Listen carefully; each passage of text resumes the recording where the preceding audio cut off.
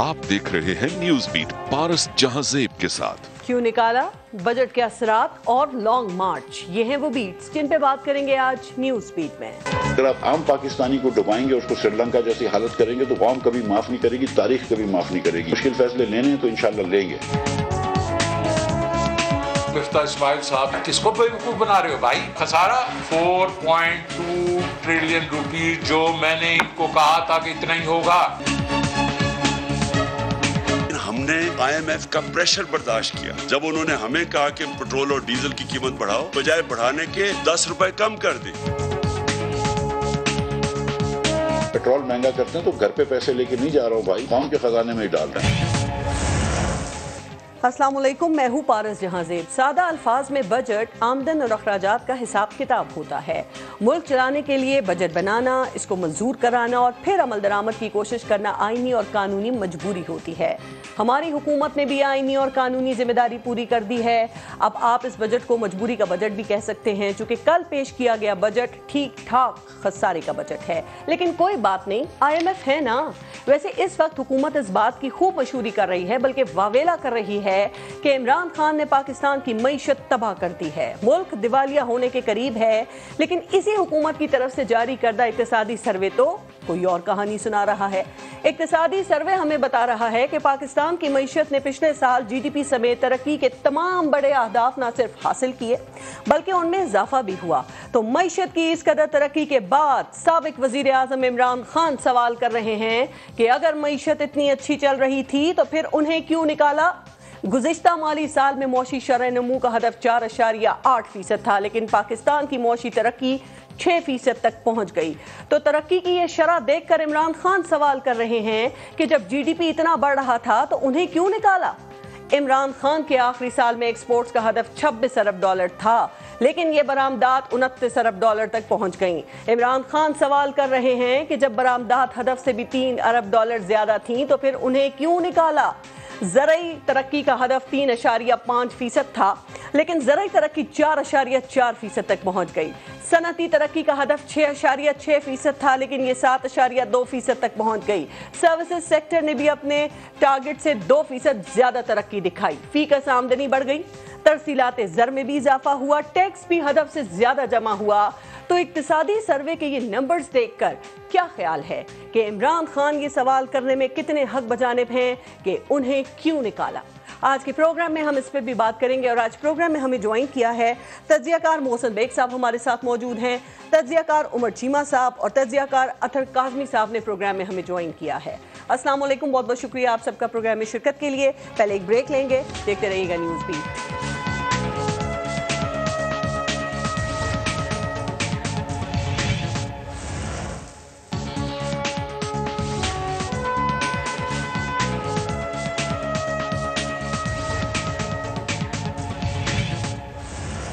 Mohsin bag साहब, आपसे शुरू करते हैं। याद है जब पिछला बजट आया था तो उस वक्त के अपोजिशन लीडर शहबाज शरीफ ने 3 दिन तकरीर की थी और एक नारा भी लगाया था कि अगर गरीब की जेब खाली है तो ये बजट जाली है।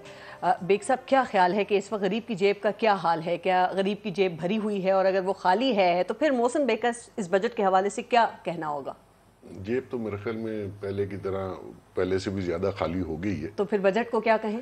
नहीं, बजट के ऊपर तो मुझे नहीं समझ आती कि जब भी अपोजिशन जो भी हुई, जब से मैंने देखा है अपोजिशन तो उसको रिजेक्ट ही करती है बजट को। लेकिन इस बार ये हुआ कि अपोजिशन उस तरह नहीं थी, बजट बड़े सुकून से पास मतलब पेश हुआ। इस दफा अपनी घर की ही है, घर की है। बल्कि मेरे एक दोस्त थे तो मैंने उनको कहा कि आप जल्दी उठ के आ गए। उसने कहा बस वो यस था तो मैं निकल जाता हूँ। देखिए, ओवरऑल अगर मैं देखूं, जितना मैं कोई एक्सपर्ट नहीं हूं, मैंने तो देखा। मैं चाहती हूं आप एक आम आदमी की बात करें। देखिए, महंगाई है, लेकिन बेग साहब आप मानते हैं उसके साथ कुव्वत खरीद में भी इजाफा किया जाता है। यहाँ 1-1.5 हफ्ते में पेट्रोल 60 रुपए फी लीटर बढ़ा दिया है और मजीद बढ़ाने की बात हो रही है। 15% इन्होंने सरकारी मुलाजमीन की तनख्वाहों में इजाफा किया है। आप समझते हैं ये इस महंगाई का वो मुकाबला कर सकेंगे? और जो गरीब मजदूर है और जो प्राइवेट सेक्टर में काम करने वाले लोग हैं, उनके अखराजात कैसे पूरे होंगे? बजट से पहले आपको याद है गैस और बिजली की कीमतें भी इन्होंने बढ़ाई हैं।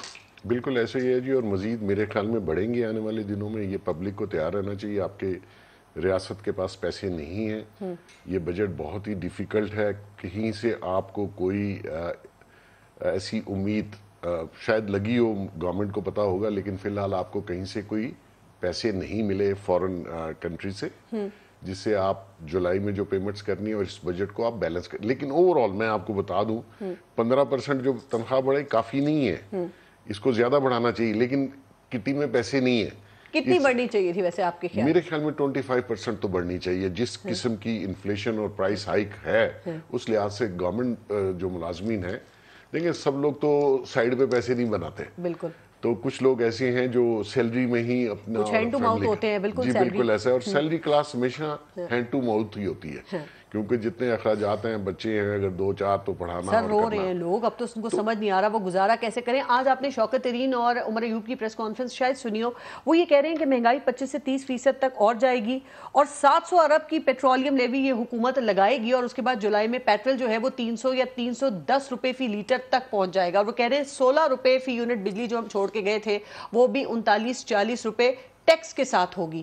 یہ کہاں جائے گی عوام, یہ کیسے گزارا کرے گی سر؟ ان کی باتوں پہ تو میں ٹرسٹ نہیں کرتا. یہ پولیٹیشین ہے, جس قسم کی انفارمیشن یہ پبلک کو پھیلاتے ہیں اس میں پینک ہی پھیلتا ہے. فیوچرسٹک گفتگو ہے, ہو سکتا ہے یہ سچ بھی کہہ رہے ہوں, لیکن آپ ان کا ٹریک ریکارڈ دیکھیے شوکت ترین صاحب کا. آنے سے پہلے ایڈوائزر بننے سے پہلے کیا گفتگو کر رہے تھے, اور جیسے ایڈوائزر کا اوٹ اٹھایا تو کہا کہ نہیں وہ سیاق و سباق سے لیکن وہ سیاستدان نہیں, وہ ٹیکنوکریٹ ہے. آپ کے خیال میں وہ کس کو یہ ریپرزینٹ کر رہے ہیں؟ ورس لوگ ہیں. سیاستدان نے تو پھر کسی کانسٹیچوئنسی میں واپس جانا ہے اور جواب دینا ہے نا. یہ ٹیکنوکریٹ سو کالڈ جو ہیں میجورٹی اس میں, خدا کی قسم یہ صرف اور صرف عہدوں اور اس کے لیے, اور آتے اس لیے ہیں کہ یہ اس عہدے پہ بیٹھے اور اپنے سیلف انٹرسٹ کو واچ کریں. یہ پبلک کو تو دیکھتے ہی نہیں ہے. ابھی کس کو پھر ریپرزینٹ کر رہے ہیں اپنے آپ کو؟ سینیٹر بن کے مفت میں بن کے کیا کوالیفیکیشن تھی, بنے جا کے KPK میں سے. تو دیکھیں خود بھی کچھ انسان کو ہونا چاہیے سیلف اکاؤنٹیبلٹی. میں صبح ایڈوائزر اور منسٹر بن سکتا ہوں, لیکن میرا حق نہیں ہے. آپ کا جو کام ہے اس پہ رہیں. آپ کا بینک ڈیفالٹ ہو گیا, آپ جس ادارے میں رہے آپ کا ڈیفالٹ ہے, چیمہ صاحب سے پوچھ لیں. آپ ان کا جتنا بھی ٹریک ریکارڈ ہے دیکھ لیجئے. آپ آ کے قوم کو ایک خوفناک قسم کی سٹوری سنا رہے ہیں. آج اس حالات میں اس کا ذمہ دار کون ہے آپ کے خیال میں؟ ہم سب ہیں اس میں یہ نہیں کہوں گا. اچھا یہ جو ابھی 1.5 مہینہ پہلے ہیں وہ ہیں جو 3.5 سال پہلے تھے, بالکل وہ ہوں گے, اور اس سے پہلے جو حکومتیں رہی ہیں وہ بھی ہوں گی. وہ تو کہہ رہے ہیں اقتصادی سروے رپورٹ دیکھ لو جو اس حکومت کے اعداد و شمار ہیں. دیکھیں GDP 6% پہ چھوڑ کے گئے, ایکسپورٹس ریکارڈ, ترسیلات زر ریکارڈ, ٹیکس کلیکشن ریکارڈ. غلط ہے نمبرز. میں صبح آپ کو سروے کروا دیتا ہوں, آپ مجھے بتائیے کس طرف ٹلٹ کرنا ہے. یہ پیسوں کی گیم ہے. میں سر یہ تو حکومت کے اعداد و شمار ہیں. اوہو آپ دیکھیں نا, آپ نے کہا ایکسپورٹ بڑھ گئی, بھائی پرائس بڑھ گئی تو اس کے جو پیسے واپس آئے تو بڑھیں گے ہی نا. ڈالر کا جو ریٹرن ریٹ آیا, آپ یہ بتائیے کہ کوانٹٹی بڑی جو آپ نے ایکسپورٹ کی, صرف پیسے بڑھے ہیں نا, کوانٹٹی تو وہی تھی بلکہ اس سے کم تھی. وہ کہہ رہے ہیں زرعی ترقی ہدف سے زیادہ, صنعتی ترقی تو ہدف سے زیادہ, آپ چینی بھی امپورٹ کر رہے ہیں, آپ گندم بھی امپورٹ کر رہے ہیں, آپ ساری چیزیں تو امپورٹ کر رہے ہیں. GDP 6%. خدا کا نام ہے, کہاں ہے 6%؟ جی کہاں. آپ کے قرض میں ڈوبا ہوا ملک, آپ کی ایکسپورٹ رپورٹ کہہ رہی ہے یہ سب باتیں. 6% تو 6% ہو تو یہ ملک اس سپیڈ سے جائے جس کا کوئی اندازہ نہیں کر سکتا. 6% کا مطلب ہے کہ سارے انڈیکس آپ کے اوپر ہونے چاہیے. سارے فگرز میں سمجھتا ہوں فجنگ ہے, اور 6% کہاں ہے جی گروتھ؟ مجھے دکھا دیں. ہر بندے نے سر پہ بازو رکھا. یہ کیوں کیا, یہ کیوں دکھائی GDP 6% انہوں نے اقتصادی سروے میں؟ یہ فجنگ پہلے بھی تھی جس پہ IMF اور ورلڈ بینک. ان کو کیا فائدہ ہوگا سر مفتاح اسماعیل کو؟ نہیں دیکھیں اس میں یہ ہے کہ جب آپ 6% یا 5 سے اوپر آپ دکھاتے ہیں تو گروئنگ اکانومی ہے. اس کو اگر آپ نے ورلڈ بینک یا کسی ڈونر سے لون لینا ہے یا کسی بینک کے پاس جانا ہے تو اپنی انڈسٹری کو نقصان میں تو نہیں دکھا سکتے, جو گو کہ ہے نقصان میں. اس وقت کوئی پیسہ جیسا کوئی انکم نہیں ہے اس سرکار کی. مطلب کہاں سے گروتھ آ گئی؟ آپ نے کوئی پبلک پروجیکٹ بڑا نہیں شروع کیا, کوئی ایسا کام نہیں کیا, انڈسٹری آپ کی بیٹھی رہی, تو کہاں ہے گروتھ؟ کس چیز کی ہے؟ اطہر کاظمی صاحب, ویسے عمران خان صاحب کے دور میں کہا جا رہا تھا اتنا کام ہے کہ مزدور نہیں مل رہے ہیں اب کام کرنے کے لیے. اچھا جی. اطہر کاظمی صاحب آپ کے خیال میں حکومت نے بجٹ میں یہ جو اہداف مقرر کیے ہیں, آپ کو لگتا ہے کہ یہ قابل عمل ہیں یہ کیا یہ 7,255 ارب روپے ٹیکس کلیکشن کر سکیں گے؟ کیا یہ جو مہنگائی کا ہدف انہوں نے 11.5% رکھا ہے یہ پورا کر سکیں گے؟ اور ڈالر اور خاص طور پہ پیٹرول کی جو قیمتیں ہیں انہیں بھی کنٹرول میں رکھ سکیں گے؟ دیکھیں جہاں تک ان کے اہداف کا تعلق ہے میری خواہش ہے کہ وہ کر سکیں، کیونکہ اگر وہ کریں گے تو پاکستان کے لیے بہتر ہوگا. لیکن کچھ حقائق ہوتے ہیں، کچھ ٹریک ریکارڈ ہوتے ہیں، اس کو دیکھ کے آپ بات کرتے ہیں. جب یہ لوگ حکومت میں نہیں آئے تھے یہ اس طرح کے دعوے کر رہے تھے کہ یہ پاکستان کو یورپ بنا دیں گے، پیرس بنا دیں گے، پیٹرول کی قیمت کم ہو جائے گی، یہ ہو جائے گا وہ ہو جائے گا. اور اب جب یہ حکومت میں آ گئے ہیں یہ ہمیں سری لنکا کی مثالیں دے کے ہمیں ڈرا رہے ہیں. تو مجھے نہیں امید ان سے کہ یہ لوگ یہ کر سکیں گے. کر کیوں نہیں سکیں گے؟ ان کی کیپیسٹی نہیں ہے. یہ ماضی میں بھی سب کچھ کر چکے ہیں، کوئی پہلی دفعہ نہیں آئے. یہ کوئی نئی ٹیم آئی ہوتی پہلی دفعہ حکومت کر رہے ہوتے پھر تو تھا. اب یہ کہتے ہیں کہ گرینڈ ڈائیلاگ ہو، سب مل کے کام کریں، لیکن حقیقت اور حقائق یہ ہیں کہ یہ سب مل کے حکومت چلا رہے ہیں. صرف ایک جماعت سائیڈ پہ ہے، باقی تو ساری جماعتیں اکٹھی ہیں. تو ان کے پاس تو ہر چیز کا حل ہونا چاہیے. اس وقت حالت یہ ہے کہ گزشتہ 2 ماہ کے دوران ہمیں یہ لگا کہ پاکستان کے اندر ایک معاشی بحران ہے، اور سری لنکا کی مثالیں دے رہے ہیں لوگ اور کہہ رہے ہیں کہ اکانومی ڈوب رہی ہے. 2 مہینے پہلے یہ صورتحال نہیں تھی، دودھ اور شہد کی نہریں نہیں بہہ رہی تھیں. عمران خان کے دور میں بھی بہت سارے مسائل ہوں گے، لیکن یہ صورتحال نہیں تھی. تو اس وقت جو آپ کو معیشت نظر آ کچھ باتیں مفتاح اسماعیل کی ہیں جس سے آپ شاید ایگری کریں یا پتہ نہیں آپ نہ اس سے بھی ایگری کریں. وہ یہ کہہ رہے ہیں کہ ان کا جو بجٹ تھا پی ٹی آئی کا، جتنے انہوں نے پیش کیے وہ مختلف وزرائے خزانہ نے پیش کیے. ان کی پالیسیز جو ہیں ان میں کوئی یکسوئی نہیں تھی.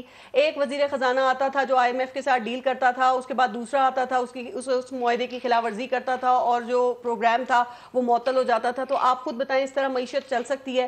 یاد ہے آخر میں شوکت ترین نے بھی یہ بات کہی دی تھی کہ پاکستان تحریک انصاف کے پاس کوئی معاشی پلان نہیں ہے. اور مفتاح اسماعیل تو یہ بھی کہہ رہے ہیں کہ ان کے لیے بڑا آسان تھا کہ وہ عمران خان کی حکومت کو چلنے دیتے، اور وہ کہتے ہیں ہم سیاسی فائدہ حاصل کرتے، لیکن انہوں نے کہا اگر ہم ایسا کرتے تو ملک تباہ ہو جاتا.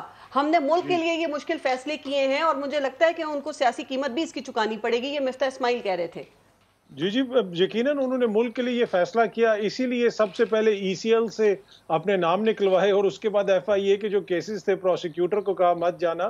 تو جو ملک کے لیے انہوں نے کیا ہے وہ سب دیکھا ہے سب نے. دوسری بات یہ ہے کہ یہ کہہ رہے ہیں کہ معاشی پالیسیز میں کوئی تسلسل نہیں تھا. اگر تسلسل نہیں تھا تو آپ 315 ارب ڈالر پہ معیشت کو چھوڑ کے گئے تھے. اس وقت 383 ارب کا حجم ہے، اور آپ نے جو اپنا بجٹ بنایا اس کے اندر آپ نے لکھا ہے کہ 33 ارب ڈالر کی ترسیلات زر آئیں گی.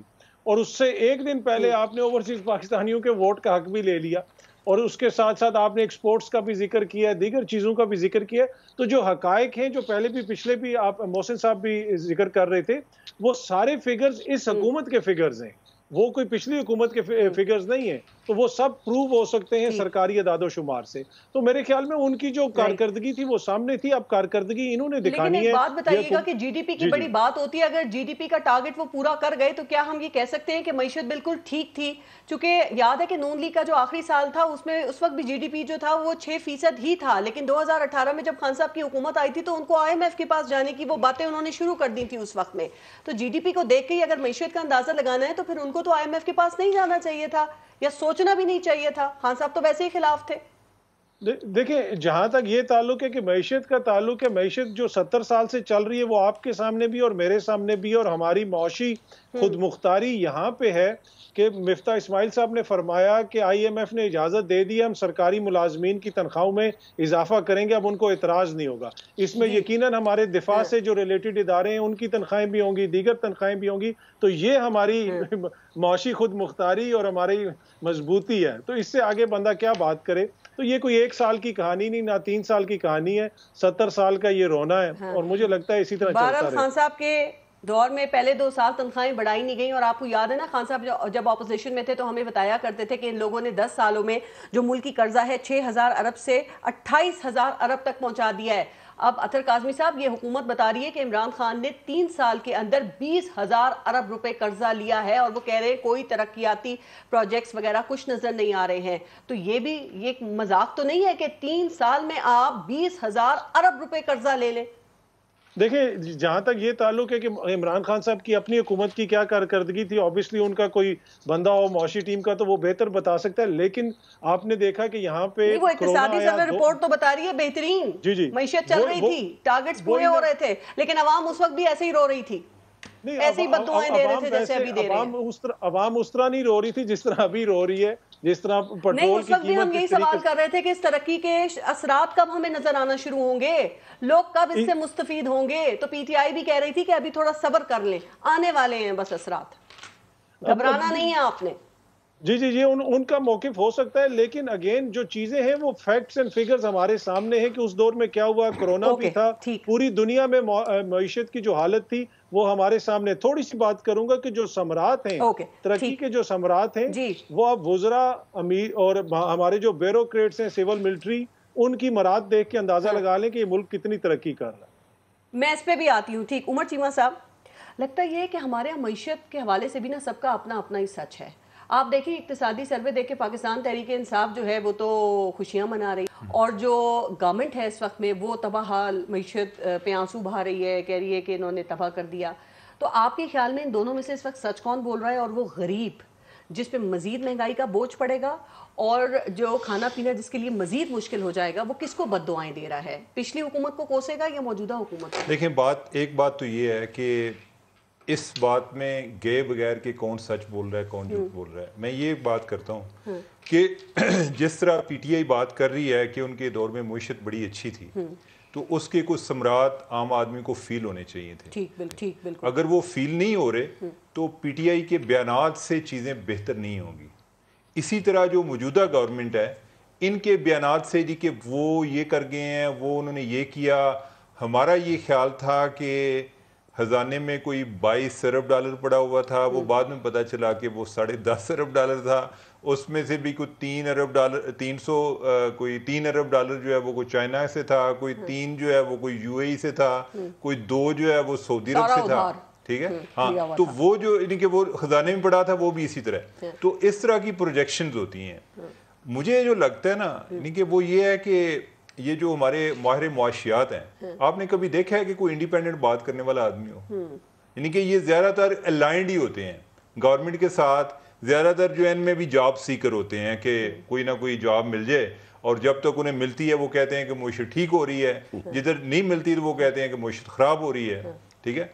تو اور مجھے لگتا ہے کہ اس طرح جو ہمارے فوجی حضرات ہیں نا، ان کو بھی یہ اسی طرح لگا جاتے ہیں کہ جو ایک بندہ جاتا ہے کوئی فارمر فائنانس منسٹر اور وہ بتاتا ہے اور پتہ چلتا ہے کہ یہ تو اتنا قابل آدمی ہے، ہمیں اس کو لے کر آنا چاہیے، وہ اس کو لے کر آتے ہیں، بعد میں پتہ چلتا ہے کہ وہ بھی ایک ہوپ لیس کیس ہے۔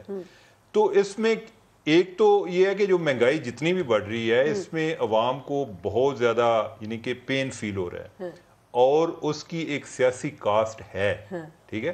اگر گورنمنٹ کے لیگ کو دینا پڑ سکتی ہے، ایگزیکٹلی اگر گورنمنٹ کے بس میں ہو تو وہ عوام پر وہ بوجھ نہ جانے دے، لیکن وہ اس نے چونکہ ذمہ داری لی ہے، وہ گورنمنٹ میں آئے ہیں، تو اس کی قیمت جو ہے یعنی کہ وہ اب ان پر آئے گی۔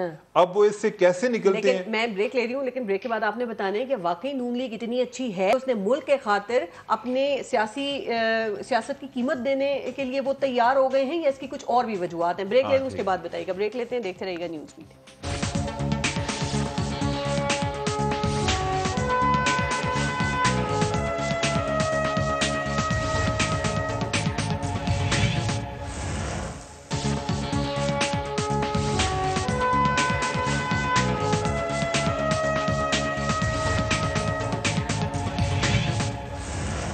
اچھا چیمہ صاحب، بات ہم یہ کر رہے تھے کہ بجٹ کا حجم ہے 9,500 ارب، 4,500 ارب روپے کا خسارہ ہے۔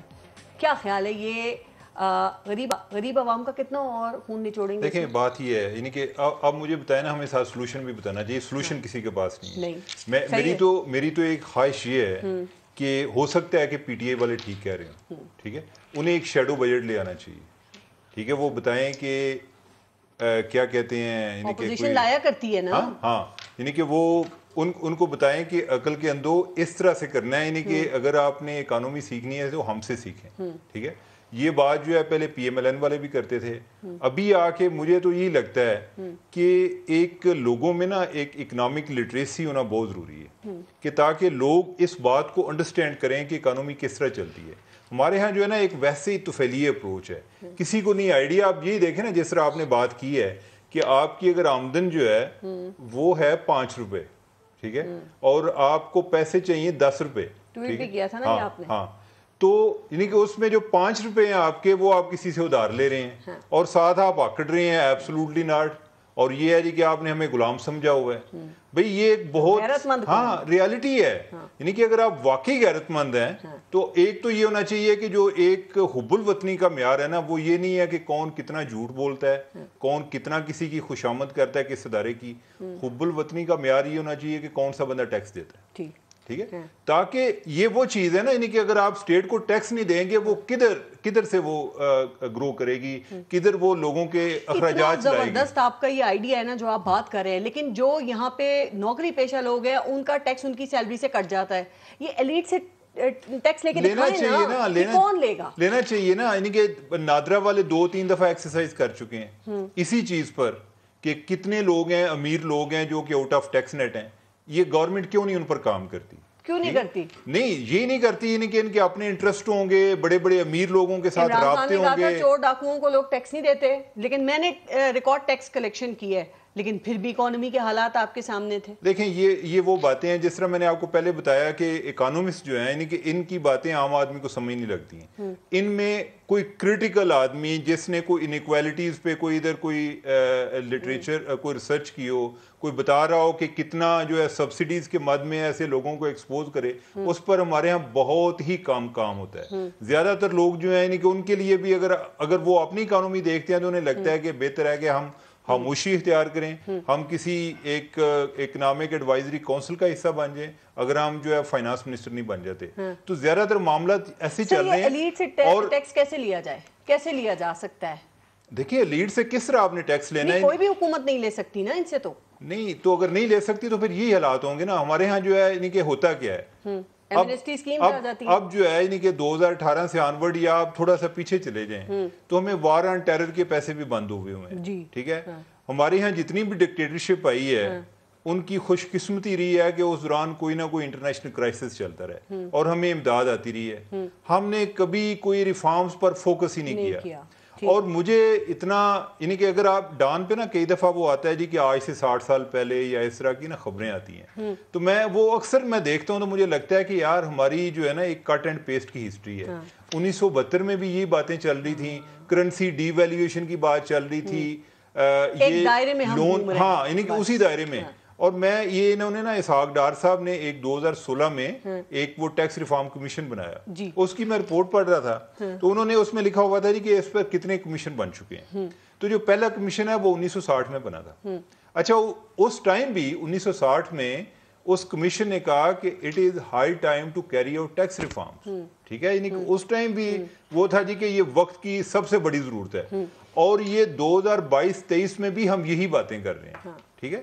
تو اگر یہ حالات ہیں, میں ویسے فرینکلی میں آپ کو بتاؤں کہ ہم دن بدن ہوتا کیا ہے کہ یعنی کہ آپ جو ہے یعنی کہ آپ کو قرضے دینے والے بھی کسی ٹائم تھک جاتے ہیں نا, ٹھیک ہے. اور آپ اگر یہی آپ اپنی ریفارمز پر فوکس نہیں کریں گے, اور یہ جو بات ہو رہی ہے نا چارٹر آف اکانومی پہ, جس طرح ہمیں ڈیفنس پہ بات نہیں کرنے دیتے, چارٹر آف اکانومی پہ بھی ہونا چاہیے. اس پر سیاست نہیں ہونی چاہیے. جب تک سٹیبلٹی نہیں آئے گی, جب تک پالیسیوں میں تسلسل نہیں آئے گا, جب تک یہ سیاست کرتے رہیں گے جی کہ میں ٹھیک کر لوں گا وہ ٹھیک کر لے گا, یہ باتیں ہوتی رہیں گی نا, آپ کی اکانومی دن بدن ڈاؤن جا رہی ہے. اچھا چیمہ صاحب, یہ گورنمنٹ نے وفاقی کابینہ اور سرکاری ملازمین کے پیٹرول میں 4% کٹوتی کر دی ہے. آپ سمجھتے ہیں یہ 40%, آپ سمجھتے ہیں کہ یہ کافی ہے؟ چونکہ 18 گریڈ سے جو اوپر کے افسران ہیں, آپ کو بھی پتہ ہے کہ ان کی بہت زیادہ ان کو سہولیات دی جاتی ہیں, اور جو ہماری کابینہ کے اراکین ہیں وہ بھی اشرافیہ سے ہی ان کا تعلق ہوتا ہے زیادہ تر کا. تو سر 100% نہیں لیکن 80% بھی اگر ان کی جو مراعات ہیں, جو سہولتیں ہیں وہ واپس لے لی جائیں تو اس سے بھی کوئی فرق پڑ سکتا ہے؟ ویسے دیکھیں مجھے لگتا ہے کہ یہ آپٹکس کی حد تک یہ بات ٹھیک ہے کہ یعنی کہ ایک عوام کو میسج جائے کہ بھئی ہم بھی اپنے پہ کٹ لگا رہے ہیں, لیکن مجھے لگتا ہے کہ اس سے بھی کرپشن بڑھے گی. یعنی کہ جو لوگ اب یہ دیکھیں نا, اگر میں آپ کو ایک پولیس اسٹیشن کی بات کروں کہ اس کے پاس پیٹرول کا کتنا بجٹ ہوتا ہے، تو ان کے پاس خرچہ نکالتے ہیں، تو ان کے پاس ہو سکتا ہے کہ 10 لیٹر روزانہ کا پیٹرولنگ کا خرچہ ہو، ٹھیک ہے، یعنی کہ اتنا کوٹا ہو. اس کے علاوہ جو ہے وہ جو لوگ ان کو کمپلین دیتے ہیں وہی ان کو خرچہ دیتے ہیں، اسی طرح کام چل رہا ہے. تو کرپشن ہوتی ہے. میں تو کہتا ہوں کہ ان کی بے شک ڈبل کر دیں، لیکن آپ جو ویسے ریونیو کی لیکیج ہے آپ اس کو روکنے کی کوشش کریں. یہ سیاسی حد تک ٹھیک ہے، یعنی کہ آپ جو ہے یعنی کہ عوام پر بوجھ ڈال رہے ہیں اور آپ ان کو یہ تاثر دے رہے ہیں کہ ہم اپنے پہ کٹ لگا رہے ہیں. یہ سیاسی حد تک ٹھیک ہے، لیکن اکنامکلی اس سے کو بہت زیادہ فرق نہیں پڑتا. ٹھیک ہے محسن بیگ صاحب، موجودہ حالات دیکھ کر آپ کو لگتا ہے کہ یہ حکومت جو ہے وہ ایک بھور میں پھنس گئی ہے اور یہ فوری طور پہ اب الیکشنز اگر ہوں بھی تو یہ اس میں نہیں جا سکیں گے، ممکن نہیں ہوگا ان کے لیے، اور جتنا عرصہ بھی اب یہ اقتدار کے اندر رہیں گے تو یہ ان پاپولر ہی ہوں گے، یہ ایک تاثر ہے. آپ اس سے اتفاق کرتے ہیں؟ بالکل نہیں کرتا. کیوں؟ بھاور میں تو آپ کا ملک ہے، یہ گورنمنٹ تو نہیں ہے. وہ کہہ رہے ہیں سیاسی قیمت چکانی پڑ سکتی ہے، جو عمران خان نے چکا دی ہے وہ یہ بھی چکا دیں گے. آپ دیکھیے یہ ملک ایسا ہے، اور ہمارے ساری پولیٹیکل جو ایلیٹ ہے یا حکمران رہے ہیں یہ تو قرض کو بھی آمدن سمجھ کے خرچ کرتے ہیں، ایسے خوشی سے ادھر سے قرض لیا ادھر سے یاشیاں ہو رہی ہے، یہ ترقیاتی کام وہ ترقیاتی کام. مطلب لوگ یہ ایم پی ایز اور ایم این اے ان کو جو بجٹ ملتا ہے وہ آپ سمجھتے ہیں کہ اپنے حلقے میں وہ پورا خرچ ہوتا ہے اور وہ پورا اس کے تحت کام ہوتا ہے. وہ تو سنا ہے میں نے 30% خرچ ہوتا ہے، 70% یہ لوگ لے جاتے ہیں. تو یہ جتنی اسکیمیں، مقصد یہ ہے کہ یہ ریاست جو ہے اس کے سروائیول کا ایشو ہے. یہ سب لوگ آپس میں لگے ہوئے ایک دوسرے کو، وہ کہتا ہے وہ ٹھیک نہیں تھا، وہ اپنی اکانومی کو بہتر کرنے میں لگے ہوئے. ان سب کی اکانومیز بہتر ہے تو مزید بہتر کے چکر میں ہوئے نا، مزید بہتر کے اپنی آنے والی کچھ نسلوں کے لیے بہتر کر رہے ہیں. لیکن اوپر والے کا ایک قانون ہے. دیکھیے یہ ملک جو ہے یہ اگر بچے کا تو کوئی منسٹر ہوگا، کوئی ایم این اے، کوئی ایم پی اے ہوگا. اور اب دنیا میں وہ سینیریو تو ہے نہیں کہ ملک کے اوپر کوئی دوسرا آ کے قبضہ کر لے. مقصد یہ اکانومی ڈوبے گی تو یہ ملک گیا. آپ کو لگتا ہے کہ نون لیگ کو کوئی سیاسی قیمت ادا نہیں کرنی پڑے گی ان حالات میں؟ یہ حکومت میں آنے کا فیصلہ کرنے کی کوئی ان کو ڈینٹ نہیں لگے گا؟ اتنی بے حس قوم ہے، میں آپ کو بتاؤں، باہر نہیں نکلتے، اپنے حق کے لیے نہیں بولتے. یہاں تو بریانی کی پلیٹ پہ ووٹ چلا جاتا ہے. یہاں لوگوں کو اندازہ نہیں ہے کہ جس کو آپ مطلب کس بیس پہ لوگ ووٹ دیتے ہیں، کس بیس پہ لوگ جا کے پارٹی جوائن کرتے ہیں، کیا دیکھتے ہیں؟ جھوٹ، اس کا مینیفیسٹو. آج تک کسی پولیٹیکل پارٹی نے مینیفیسٹو پہ عمل کیا نہیں کیا. جو وعدے دعوے کر کے آتے ہیں اس کی مثال خان صاحب ہیں، ساروں سے پھر گئے اپنا بالکل مینیفیسٹو. دیکھیں ان کو سپورٹ کرنے کا. خان صاحب کہہ رہے ہیں کہ اس وقت میں ارلی الیکشنز ہونے چاہیے. آپ کے خیال میں کیا اداروں پہ اس حوالے سے کوئی پریشر ہے یا وہ ابھی نیوٹرل ہی رہیں گے؟ دیکھیں بالکل نیوٹرل رہیں گے، ان کو رہنا چاہیے، کوئی پریشر نہیں. الیکشن نہیں، خان صاحب کی خواہش پہ ہوں گے. اور میں آپ کو مطلب یہ بھی اگین ایک میں فیوچرسٹک بات کر رہا ہوں. میں یہ سمجھتا ہوں کہ الیکشن ٹائم پہ ہونے چاہیے. خان صاحب کی کوئی بات ماننے کی ضرورت نہیں ہے.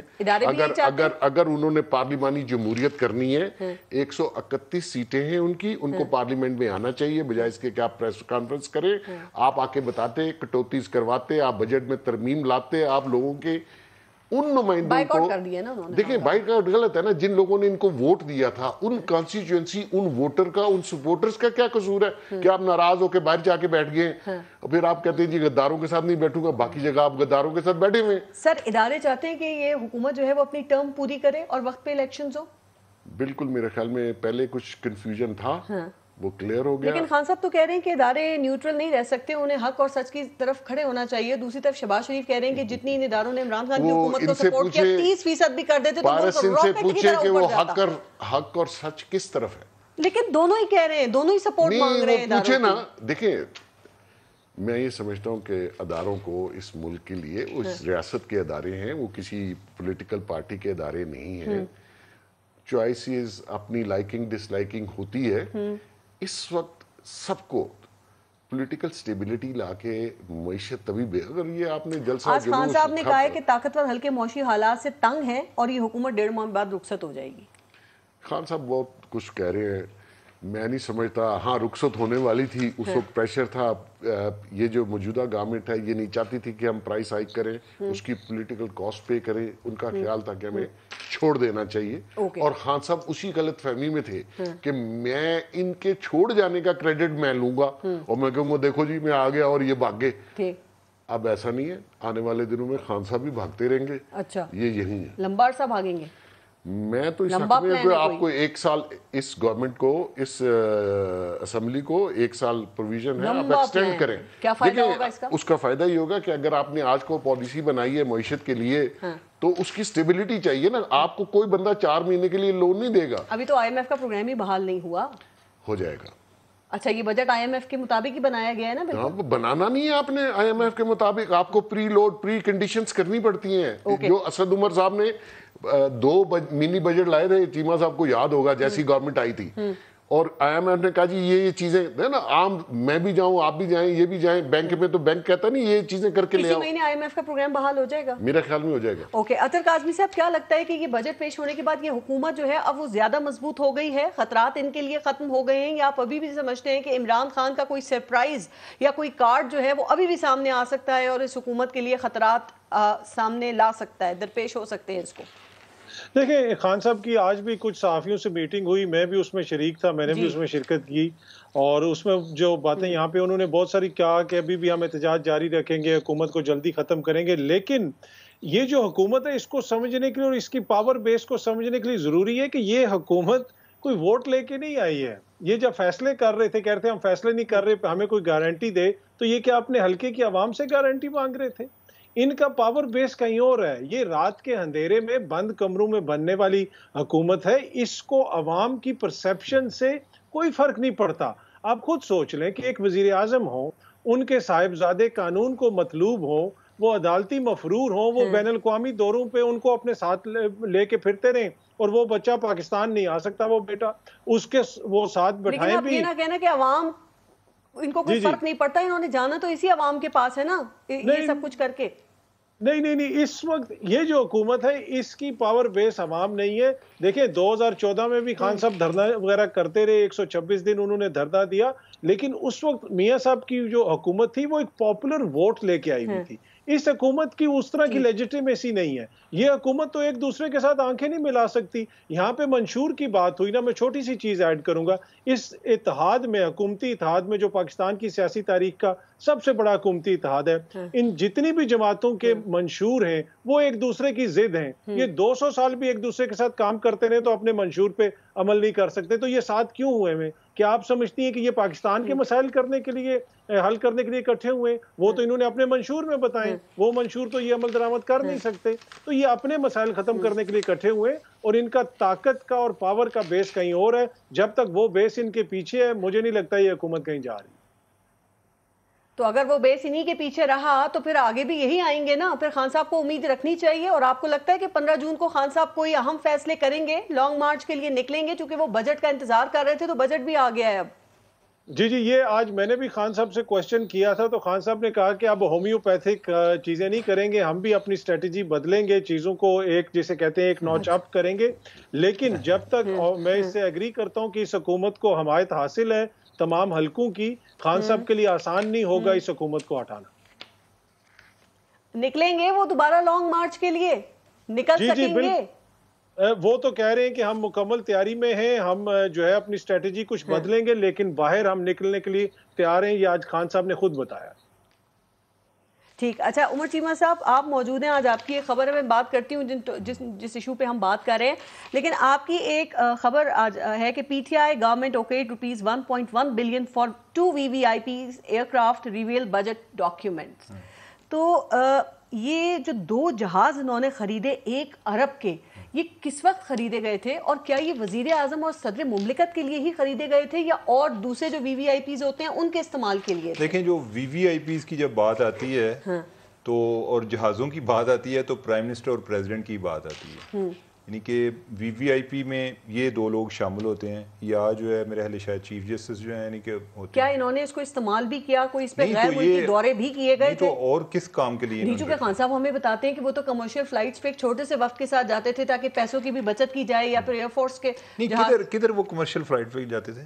جو بیرونی ملک دورے کیے نا, کدھر گئے ہیں یا ایئر فورس کا جہاز انہوں نے استعمال کیا؟ ایک دفعہ وہ گئے ہیں اور انہوں نے پورے پاکستان کو بتایا جب وہ امریکہ میں گئے تھے. اس کے بعد کون سی کمرشل فلائٹ پر سعودی عرب نہیں گئے تھے؟ نہیں تو سعودی عرب کون سی کمرشل فلائٹ پر گئے تھے؟ تو چلے ایئر فورس بس ایک دفعہ گئے ہیں, ایک دفعہ ہی گئے ہیں, یعنی کہ ایک دفعہ کے علاوہ تو انہوں نے کوئی یہ جہاز استعمال ہوئے رپورٹ ہے ڈیفینیٹلی انہی کے استعمال کے لیے اور کیا تھے.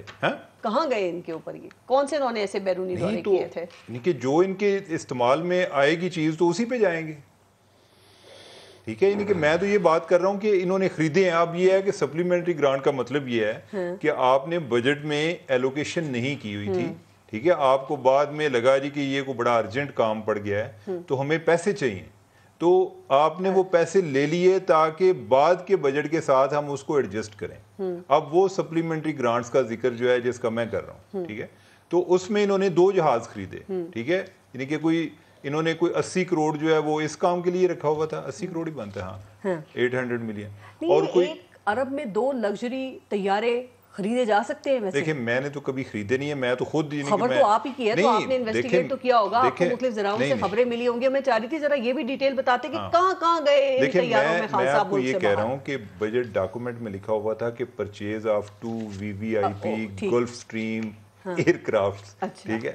اب میں بھی یعنی کہ جس طرح آپ کے ذہن میں سوال ہے, میرے ذہن میں بھی یہ سوال آیا تھا کہ یہ اب یہ ہو سکتا ہے کہ قیمت اس سے بھی زیادہ ہو, ٹھیک ہے, لیکن آپ کے پاس اور پیسے ہوں تو آپ نے کہا کہ ہمیں اتنے پیسے اور چاہیے, وہ دے دیں. یعنی کہ کچھ پیسے پہلے پڑے ہوں تو آپ نے یہ اضافی پیسے لیے, ٹھیک ہے.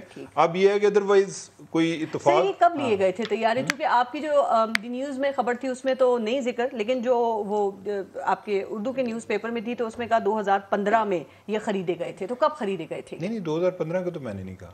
نہیں, یہ اردو کی خبر بتا رہی ہوں کہ 2015 کا میرا نہیں خیال. 2015 نہیں غلط ہوا ہوگا, 2015 کا تو خیر نہیں. میں تو یہ بات کر رہا ہوں کہ جو فائنینشیل ایئر ابھی کلوز ہوا ہے, یعنی کہ جون کے اینڈ تک, اس میں یہ لیے گئے ہیں.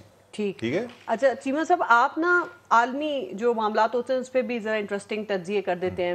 میں دیکھ رہی تھی کبھی آپ بورس جانسن کے حوالے سے بات کرتے ہیں, کبھی ٹرمپ کی بات کرتے ہیں, کبھی ہانگ کانگ کے حالات بھی, ادھر کی خبریں بھی شیئر کرتے ہیں.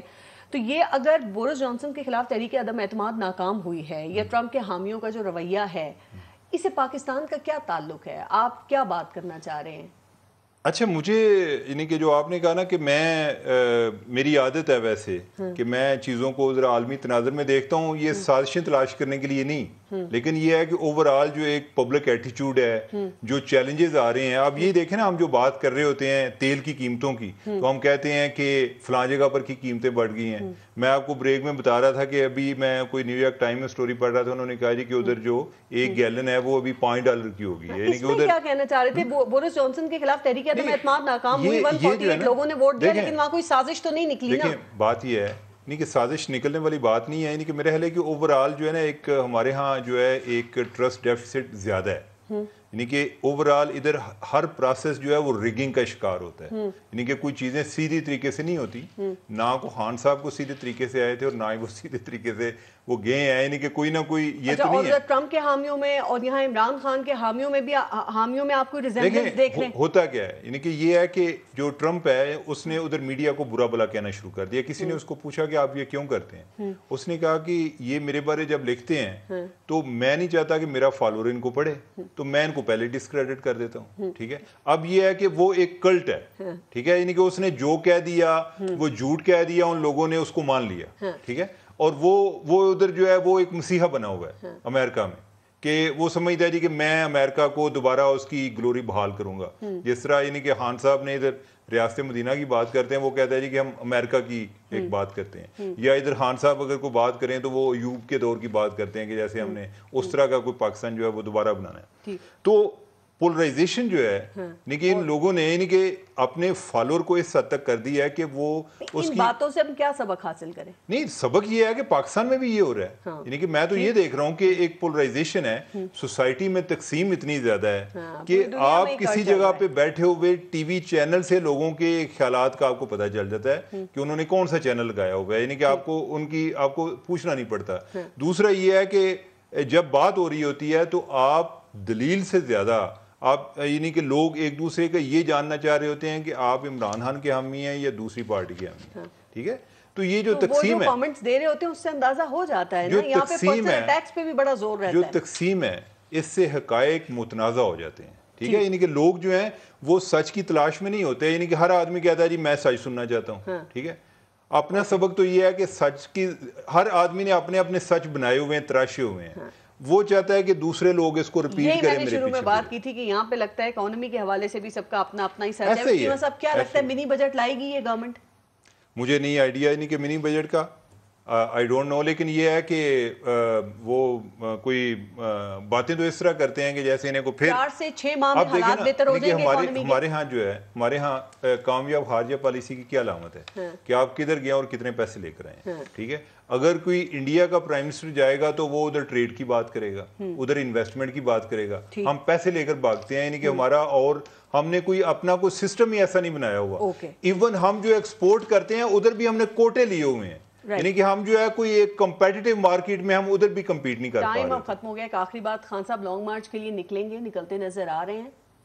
وہ تو یعنی کہ میرا نہیں خیال کہ جب تک رانا ثناءاللہ وہ نکلیں گے اور سپریم کورٹ کی طرف سے انہیں گارنٹی نہیں مل رہی تو سر یہی بات ہے کہ خان صاحب کے سپریم کورٹ کی گارنٹی کی انتظار کر رہے ہیں کہ وہاں سے ان کے حق میں کوئی ایسا فیصلہ آئے تو پارس یہ بندہ شروع دن سے ہی سہاروں پہ چل رہا تھا. اور یہ جو بھی آپ بات کر رہی تھیں کہ جی قوم کو غداری اور قوم کو عزت اور یہ وہ سب جھوٹ ہے. قوم اس کے جھوٹ پہ بلیو نہ کرے.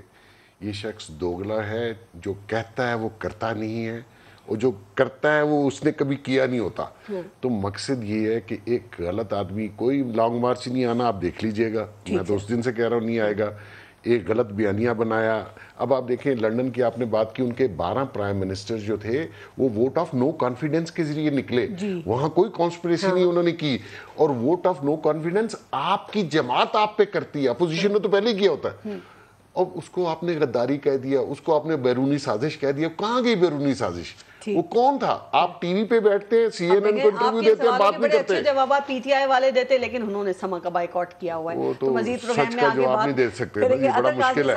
عمر جیوان صاحب اور محسن بیگ صاحب بہت بہت شکریہ آپ سے شرکت کے لیے. اپنا اور اپنے ملک کا خیال رکھیے. پارس جہاں زیب کو اجازت دیجیے. اللہ نگہبان.